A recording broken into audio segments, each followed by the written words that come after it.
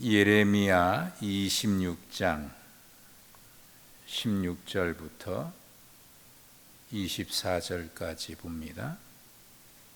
구약 성경으로 1092면 예레미야 26장 16절부터 24절까지입니다.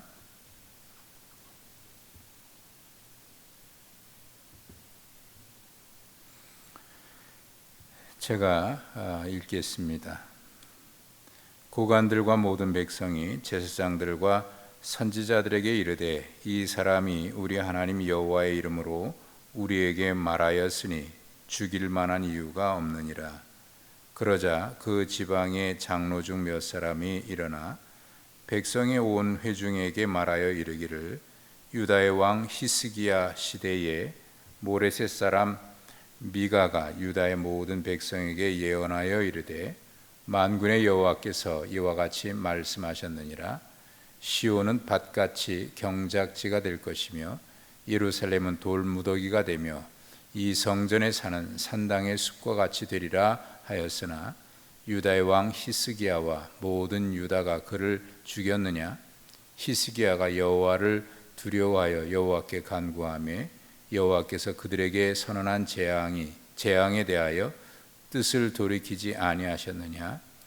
우리가 이같이 하면 우리의 생명을 스스로 심히 해롭게 하는 것이니라. 또 여호와의 이름으로 예언한 사람이 있었는데 곧 기럇 여아림 스마야의 아들 우리아라. 그가 예레미야의 모든 말과 같이 이 성과 이 땅에 경고하여 예언하며 여호야김 왕과 그의 모든 용사와 모든 고관이 그의 말을 듣고서 왕이 그를 죽이려 하매 우리아가 그 말을 듣고 두려워 애굽으로 도망하여 간지라. 여호야김 왕이 사람을 애굽으로 보내되 곧 악볼의 아들 엘라단과 몇 사람을 함께 애굽으로 보냈더니 그들이 우리아를 애굽에서 연행하여 여호야김 왕에게로 그를 데려오매 왕이 칼로 그를 죽이고 그의 시체를 평민의 묘지에 던지게 하니라. 사반의 아들 아히감의 손이 예레미야를 도와주어 그를 백성의 손에 내어주지 아니하여 죽이지 못하게 하니라. 아멘. 그렇게 무덥고 또 장마도 길고 태풍으로 인해서 많은 어려움이 있었는데 그 8월이 지나고 어제 9월 1일, 2일 지나면서 요새는 아침 저녁으로 선선한 바람이 좀 불어요. 밤 사이에도 창문을 열고 있어도 아주 시원해서 역시 하나님께서 우리에게 주신 그 자연의 바람이 에어컨 바람보다 훨씬 그 몸에 닿는 감촉이 훨씬 다릅니다. 시간이 변함없이 계절의 변화가 있는 것을 보면서 하나님의 섭리와 통치를 다시 한번 느끼게 됩니다. 그러나 이제 오늘 내일 남부 지역으로 또 태풍이 지나간다고 하는 예보가 있는데 이 서울 지역으로는 지나가지는 않겠습니다만은 많은 피해가 혹시 있지 않을까 우려가 돼서 또 걱정이 됩니다. 오늘도 우리 사랑하는 성도들 평안하시고 승리하는 하루 되시길 바랍니다. 지난 주일 오후에 예레미야를 전체 한번 쭉 유튜브로 여러분과 함께 나누고 나서 좀 지나고 나서 옥상 텃밭과 그리고 1층 그 도로변 옆에 십자가 뒤쪽에 있는 텃밭에다가 그 무를 비롯하는 그 씨를 좀 뿌렸어요. 집사람과 함께. 그런데 어제 보니까 아주 파릇파릇하니 싹이 돋았더라고요. 얼마나 이쁘게 자라나는지 정말 참 기가 막히다 하는 생각이 들었습니다. 밭에다 씨를 뿌리니까 하루 이틀 지나니까 그 씨가 올라와요. 우리는 뿌렸을 뿐인데 씨가 싹이 나더라고요. 예수님이 하신 그 말씀 가운데 씨 뿌리는 그 비유의 말씀 있잖아요. 밭에다가 씨를 뿌렸습니다. 농부가 씨를 뿌렸어요. 햇볕이 따뜻하게 쬐이고 비가 내리고 싹이 나는데, 어떤 밭은 싹이 나질 않아요.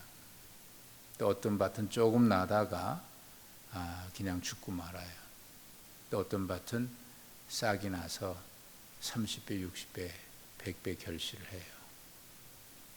똑같은 씨를 뿌렸는데, 그리고 똑같이 햇빛도 비도 똑같이 내렸는데, 어떤 밭은 싹이 나서 100배까지 결실하는 반면에 어떤 밭은 전혀 싹도 나지 않아요.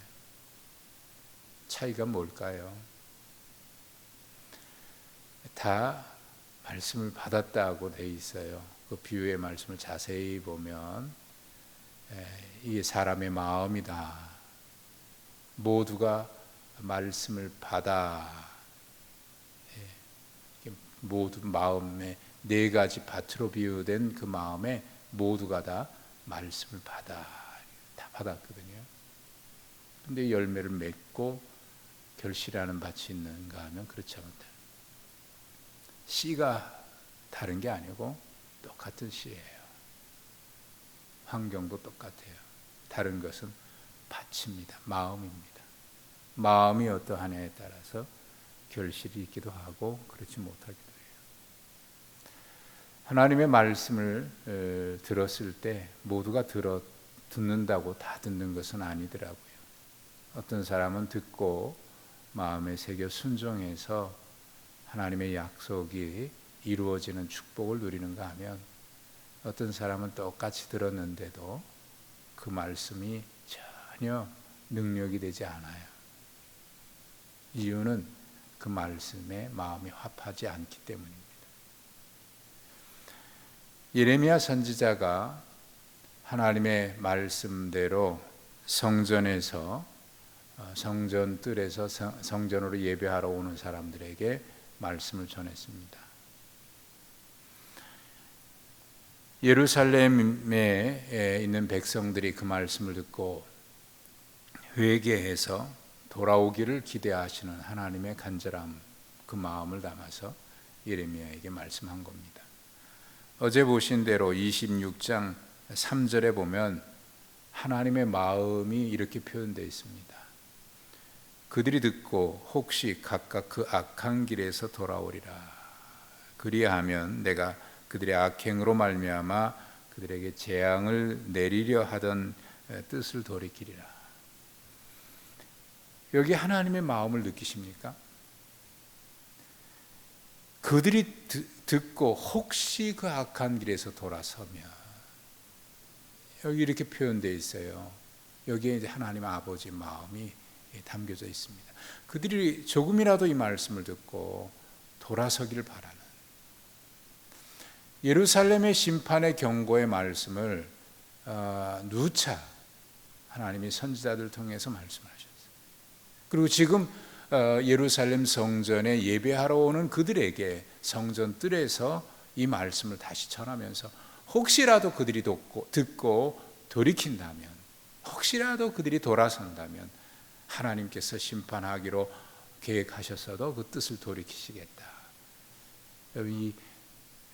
여기 하나님의 그 간절한 이 백성들을 향한 안타까운 마음이 느껴지시지 않습니까? 성전에 올라오는 그들에게 이 말씀을 전한 거예요. 여러분, 성전에 올라올 때 어떤 마음이겠습니까? 그들이 하나님 앞에 예배하기 위해서 올라온 것이고, 또 예배하러 올라왔다면 그들의 마음이 어떤 마음이어야 합니까?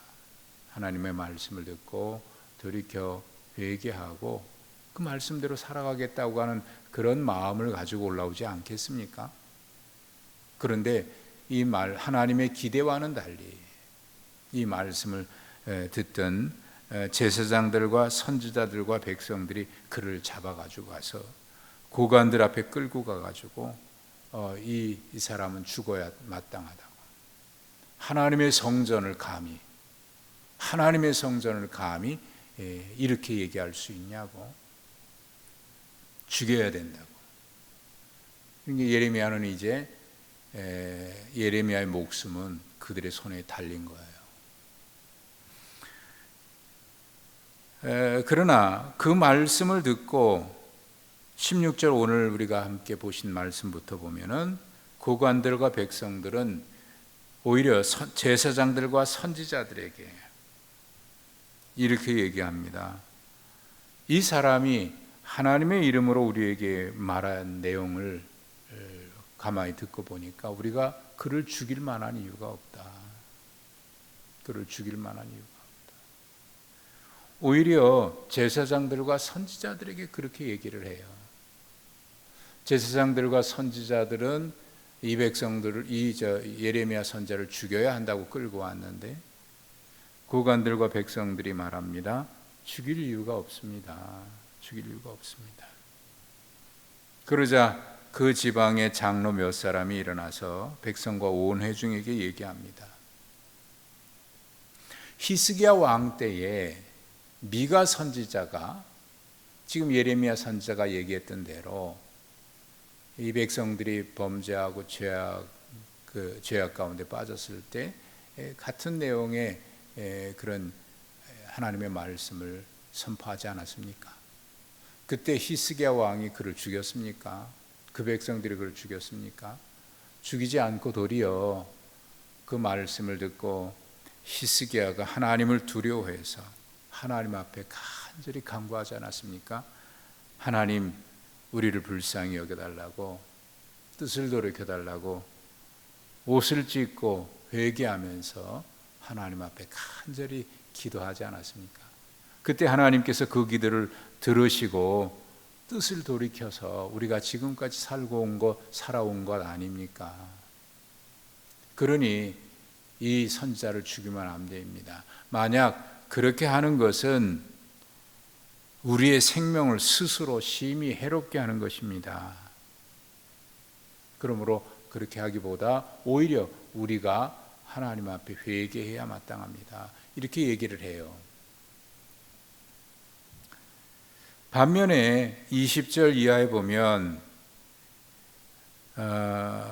스마야의 아들 우리야가 예레미야가 예언했던 것과 같은 내용의 말씀을 전한 일이 있습니다.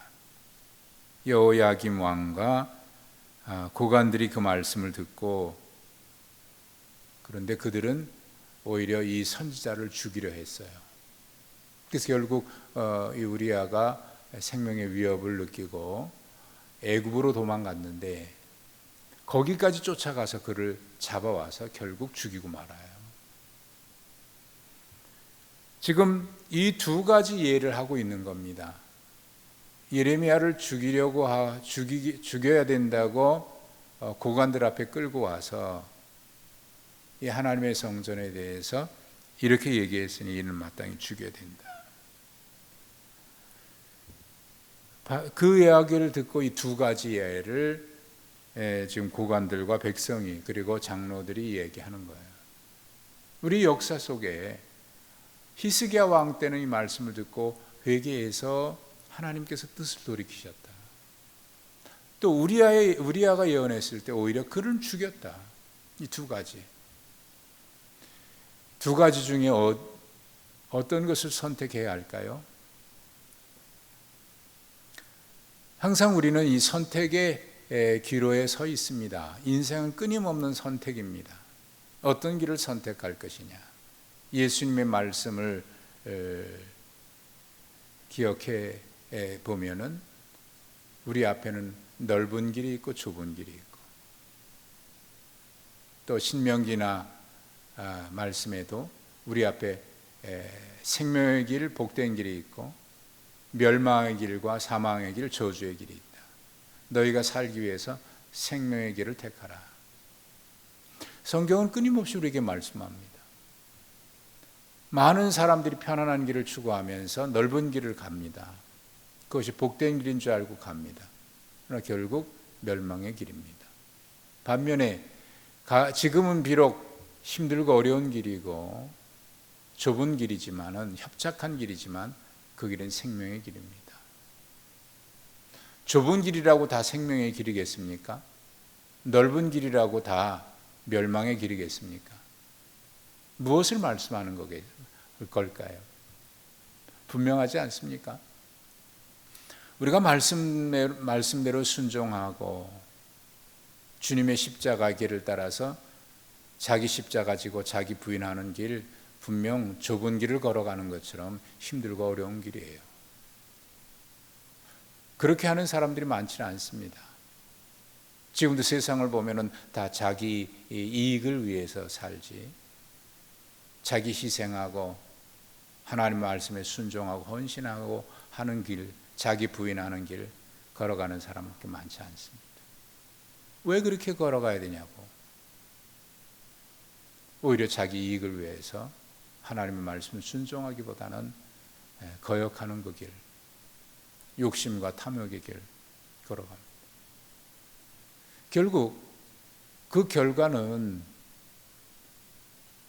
마지막에 갔을 때 알게 돼요.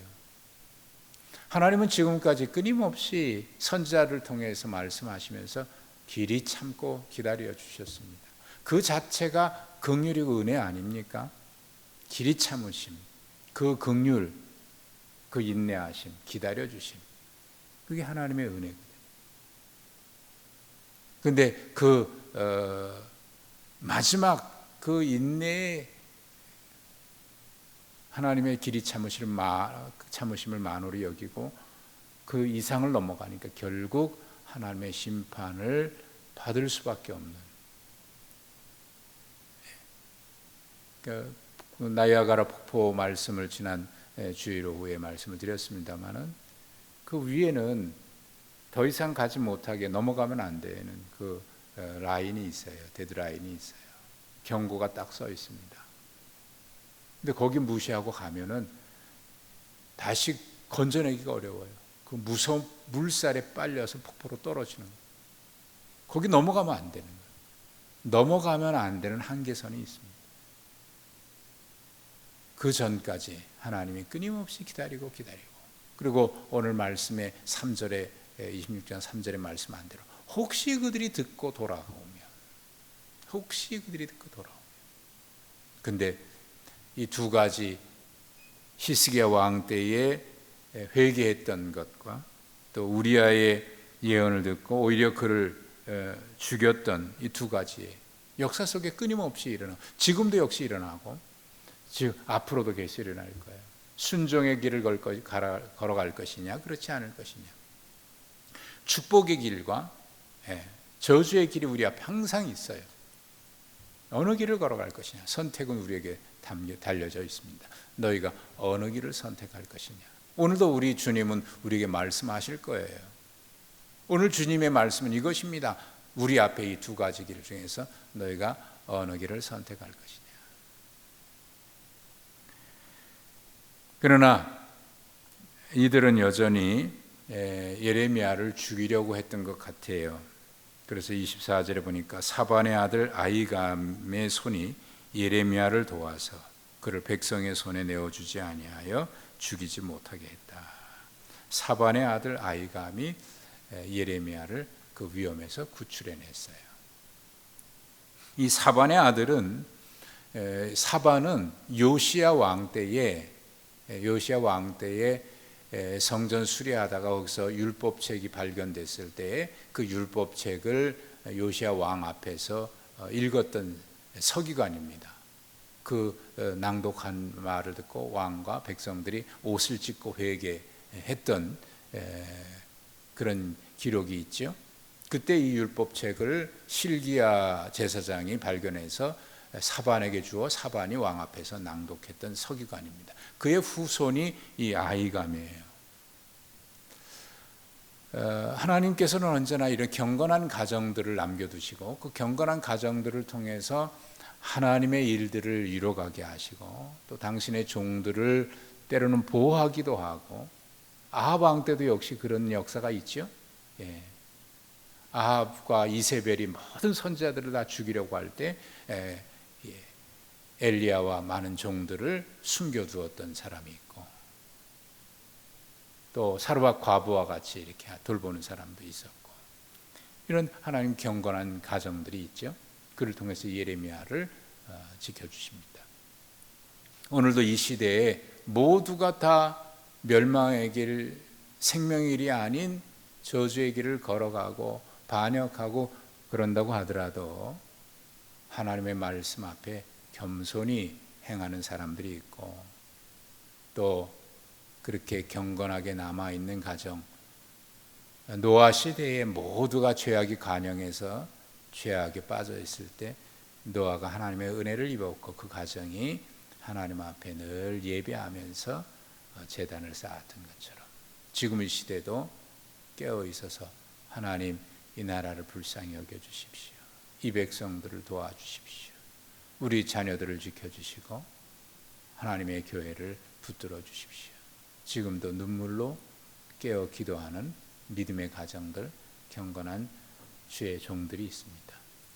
하나님의 역사는 그들을 통해서 이루어지고 하나님의 선한 역사는 그들을 통해서 이어지게 됩니다. 하나님 그들을 사용하시고 보호하십니다. 오늘 하루도 우리가 이렇게 하루를 시작하면서 말씀 앞에 엎드려 기도하면서 하루를 시작합니다. 오늘이라고 하는 이 시간, 우리에게 주어진 이 시간이 하나님의 선한 역사에 우리 모두가 다 쓰임받는, 하나님의 선한 일에 도구로 쓰임받아서 하나님 기뻐하시는 일에 참여하고, 또 우리는 하나님의 그 언약의 축복을 누리면서 이 땅에서 하나님을 영화롭게 하는 그런 복되고 복된 그런 삶을 살아갈 수 있기를 간절히 소망합니다. 이제 하루를 시작하는 이 시작점입니다. 오늘 하루도 어떤 사람은 생명의 길, 복된 길을 걸어갈 것이고 어떤 사람은 그렇지 않을 것입니다.